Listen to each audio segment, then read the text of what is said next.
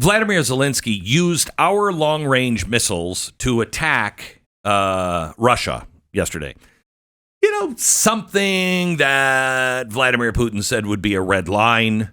On Monday, what happened? On Monday, we said, when I say we, whoever is president of the United States, let's just use air quotes and say Joe Biden, told Ukraine that they could use those long-range missiles. Again, Vladimir Putin said red line. In fact, they had something that they had proposed in September, but they stamped it and signed it on Tuesday in response to our announcement on Monday. The doctrine now says an attack from a non-nuclear state, if backed by a nuclear power, that would be us, will be treated as a joint assault on Russia. That's great. So what is Putin going to do? We don't have any idea, but I don't have any idea why we would have done this in the first place. Cory Mills joins us, the congressman from Florida. Hello, Cory. How are you? Glenn, how are you? So how disturbed are you by what's happening? Well, extremely concerned. I mean, look, for 4 years, Ukraine had been asking for long-range capabilities, had been asking to be able to hit within the outlying areas inside of Russia in an effort to try and prevent continual assaults. And it was denied. And here we go as we're getting into the President Trump's administration as presidency. He's continuing to try and spiral things further out of control and escalate them to another degree. The benefit we have, however, is that we have an exceptionally strong president coming in. And every one of the world leaders knows that President Trump does not suffer fools and that he does not have the weakness which invites aggression. Correct. So I think that even with all this taking place, I think that both Putin and Zelenskyy understand that President Trump coming in is not going to necessarily say, it's okay for you guys to continue this back and forth. It's okay to continue the atrocious events that are occurring. He's going to come with an actual solution and say, what kind of sanctioning, what kind of imposement? Because remember, it was President Trump who actually removed America from the INF Treaty, which had been violated by Russia time and time again. It was President Trump who removed us from JCPOA. It was President Trump who enforced one of our adversaries, China, to actually buy billions of dollars in agricultural goods or face tariffs.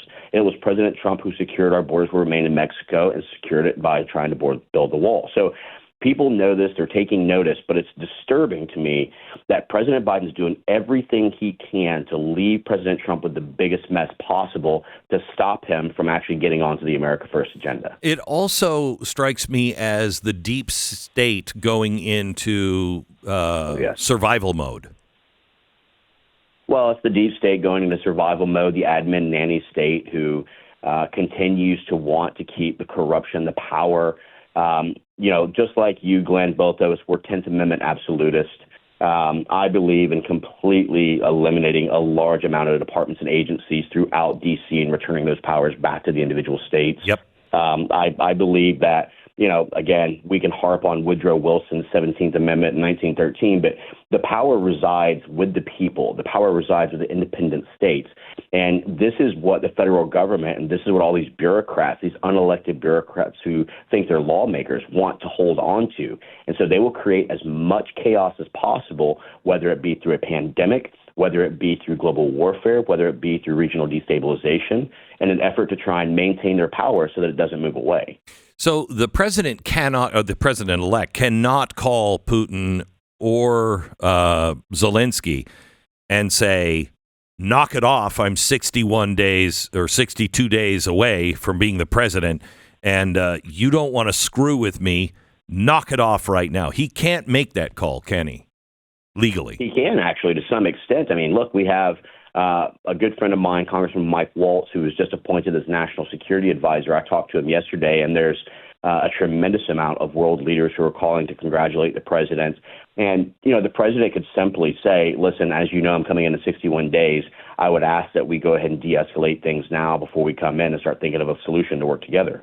So we've already seen where Hamas the minute that President Trump was elected, I know. started to ask for a ceasefire. I mean, you saw where Russia was starting to stop its continuation, and now obviously Biden's continuing to ramp that back up so he can also do more to feed the defense military industrial complex, which are going to be his future donors and future paychecks. But yeah, President Trump absolutely is already in talk with world leaders, and his national security advisor, Tulsi, is the director of national intelligence, and everyone is very much in the know on this. What was shocking, however, Glenn, and this should be shocking for viewers as well, during the transition, you're supposed to be transparent with the incoming administration. Yes. And Michael Waltz, the national security advisor, wasn't even briefed that the actual long-range missiles had been approved by Biden and Jake Sullivan. This is madness. I've never seen anything like this before, ever. Yeah. I mean, you just don't. It's unprecedented. I mean, look at FEMA. Look at all the weaponization. Look at what they've done to our economy. Look what they've done to our open borders. Look at the 300,000 plus children who've gone missing, who are being trafficked into the country. Look at, how FEMA has been weaponized to not help those if you have a Trump sign as good practice. And I'm using the rabbit ears on this. I mean, look at what's happened with China's aggression ramping up in the Taiwan Seas. Look at Indo-PACOM's threats. Look at Russia and China. Look at Iran's continual aggressions in the October 7th incident on Israel. Look at the Kataib Hezbollah in Iraq and how they're starting to ramp up. Look, the list goes on with how the world is being set on fire because of this administration. So what do you expect Putin to do? 2 days ago, 2 days ago, they said that it could be a nuclear strike. I don't think they're going to do that, but could be a nuclear strike, and it would be war between us and that NATO ally that is supplying all of these things. That's us. How does he continue to back down on his red lines without losing his position and credibility in his own country? Well, I think that it is a bit of saber rattling. And I think that he knows that things will change in the next 61 days. I think that right now he's trying to just get Biden and everyone to be on notice to say this is enough. You're not going to continue to do this and actually approve threats onto our nation. But we missed the boat a long time ago. If you back up to 1994, when we signed the original Budapest Memorandum, it was us, the Federation of Russia, Ukraine, and UK Northern Ireland. That was recognizing Ukraine's independent sovereignty and their borders as a nuclear non-proliferation agreement. The minute that was violated in 2014, that was under Obama and Biden.